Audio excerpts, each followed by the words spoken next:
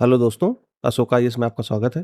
दोस्तों, हम लोग जो है डेली टारगेट टॉपिक्स प्रीलिम्स और मेंस को ध्यान में रख कर के डेली आपको बताते ही हैं। तो आज जो है हमें डे 32 के जो टारगेट्स हैं उसको देखना है, ठीक है? तो चलिए देखते हैं कि डे 32 में आपको क्या-क्या पढ़ना है।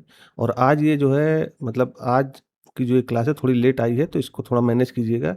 किसी कारणवश हम लोग जो है सुबह नहीं लेके आ पाए। तो आज आपको क्या पढ़ना है? देखिए, ज्योग्राफी की आपको पता है हमने 9th क्लास की जो एनसीईआरटी वो शुरू कर दी थी, ठीक? तो उसमें प आपको पहला और दूसरा चैप्टर ऑलरेडी बताया जा चुका है और आपने कंप्लीट भी किया होगा। जो भी अभ्यर्थी अभी नहीं पढ़ पा रहे हैं या उनको ये लग रहा है कि सर बहुत जल्दी-जल्दी टारगेट्स आ रहे हैं, तो आप डे 1 से अपना शुरू कर लीजिए, डे 1 से, और धीरे-धीरे पीछे से आते आइए और आगे आपको मिलता रहेगा। आपको ये भी पता होगा कि हम जो है ये लगभग प्रीलिम्स से 1 महीने पहले ये टारगेट्स मतलब कम कर देंगे, उसके बाद टेस्ट सीरीज़ वगैरह चलेंगी, तो आपके धीरे-धीरे कहीं न कहीं वो पूरा ही हो जाएगा, ठीक है? तो ज्योग्राफी का आज जो है टारगेट आपका क्या है? 9th क्लास की जो एनसीईआरटी है न्यू वाली, उसका चैप्टर नंबर 3 जो अपवाह है। अपवाह मतलब नदी तंत्र पूरा वगैरह इसमें अच्छे से बताया जाएगा। तो इसमें कुछ शब्दावलियाँ हैं, उनको अच्छे से आपको कवर करने का मौका मिलेगा। तो वो शब्दावलियाँ हो सकता है आप स्टैंडर्ड बुक पढ़ते तो आपको कम समझ में आती, लेकिन यहाँ आपको बहुत ही मतलब सरल शब्दों में, आसान शब्दों में और अच्छी तरीके से समझाया गया है, तो आप इसको कवर कीजिए। इसके बाद जो है आपका चौथा चैप्टर है वो जलवायु नाम से है। तो ये भी जो है जलवायु जो आप स्टैंडर्ड बुक में पढ़ते तो उसमें हो सकता था कि आपको चीज़ें कम समझ में आती। तो एक बेसिक जानकारी लेने के लिए यहाँ आपको 2 चैप्टर मिल जाएँगे, एक अपवाह का या दूसरा जलवायु का, ठीक है? तो 9th क्लास की एनसीईआरटी बहुत ज़्यादा इम्पोर्टेंट भी है, क्योंकि यहाँ पे भारत के जो अपवाह तंत्र और जलवायु उसके संदर्भ में बात की गई है। ये पूरी एनसीईआरटी जो है भारत को ध्यान में रख कर के बनाई गई है और आपका जो भारत का भूगोल है, उसके संदर्भ में ये एनसीईआरटी बहुत ज़्यादा मतलब महत्वपूर्ण है, ठीक है? तो इससे क्वेश्चन बनते भी हैं। अगर आप यूपी पीसीएस दे रहे हो, यूपी पीसीएस दे रहे हो या उत्तराखंड पीसीएस दे रहे हो या फिर बिहार पीसीएस दे रहे हो, ठीक है? बिहार पी बीपीएससी मान लीजिए या फिर एमपी पीसीएस या राजस्थान पीसीएस मतलब आरएएस, तो उनमें ये सब में आपको हेल्प करेगा। तो ये ध्यान रखिए कि ये एनसीईआरटी को ये मत समझिए कि ये नॉर्मल एनसीईआरटी है। इसमें आपको ऐसे-ऐसे क्वेश्चन मिलेंगे जो प्रीवियस ईयर में आए हुए हैं। अगर आपको देखना हो पीवाईक्यू तो आप एक बार खोलिए और आपने पहला अगर दूसरा चैप्टर पढ़ा है, जो भारत की स्थिति और मैप मैंने बताया था ना, और मैंने ये भी बताया था कि एटलस ज़रूर रखिएगा अपने पास। ठीक है? एटलस ज़रूर रखिए, ताकि आपको मैपिंग अच्छे से कवर करने का मौका मिले। क्योंकि इसमें भी मैप बताए हुए हैं लेकिन डिटेल में नहीं बताया है, इसलिए एटलस लेना बहुत ज़रूरी है। तो आप उससे जैसे आप अगर हिमालय क्षेत्र देख रहे होगे, तो हिमालय के साथ आप जो है वहाँ की अन्य चोटियों को भी देखोगे, दर्रे देखोगे, है ना? पासेज, तो वो भी आपको एटलस से कवर करने का मौका मिलेगा, तो कुछ तो एक्स्ट्रा मिलेगा। तो एटलस बहुत ज़रूरी है। तो मैंने जैसा अभी बताया कि अगर इस एनसीईआरटी का महत्व समझना है, तो आपको पीवाईक्यू देखने पड़ेंगे। पीवाईक्यू चाहे यूपी पीसीएस का हो या किसी भी स्टेट पीसीएस का हो और स्पेशली यूपीएससी का, ठीक है? तो यूपीएससी के आपको जो भी जो है पीवाईक्यू है वो यहाँ आपको देखने को मिलेंगे।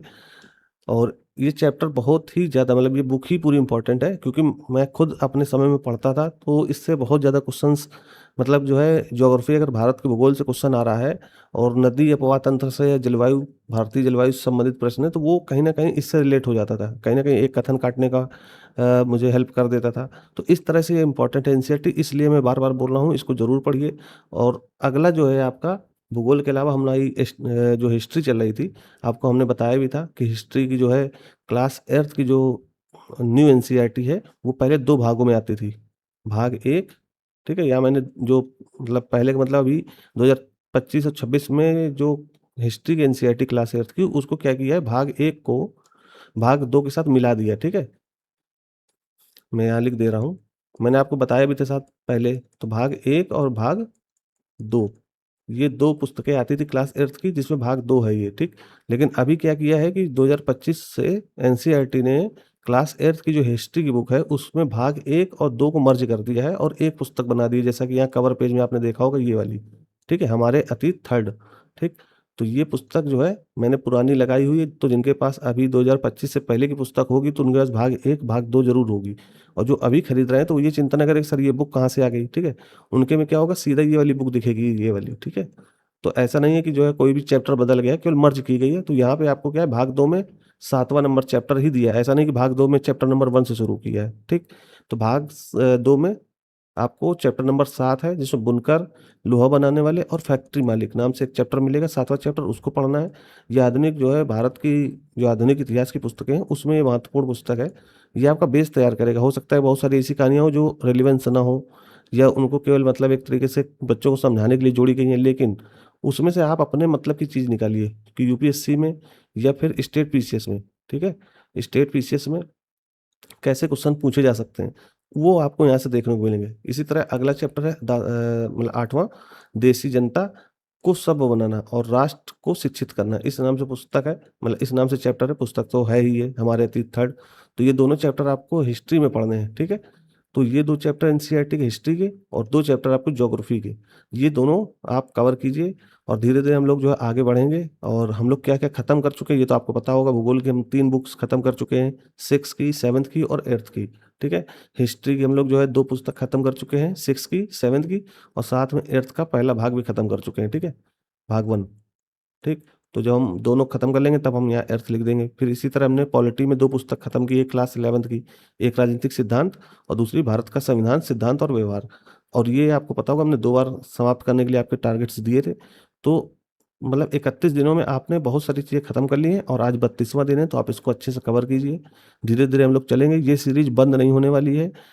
कोई अभ्यर्थी अगर एक व्यक्ति भी अगर इससे जुड़ा है तो वो उसके लिए ज़रूर आएगी, ठीक है? तो जो भी सीरियस एस्पिरेंट्स हैं, जिन्हें 2027 देना है, ठीक है? उनके लिए महत्वपूर्ण सीरीज़ है, मैं बार-बार बोल रहा हूँ।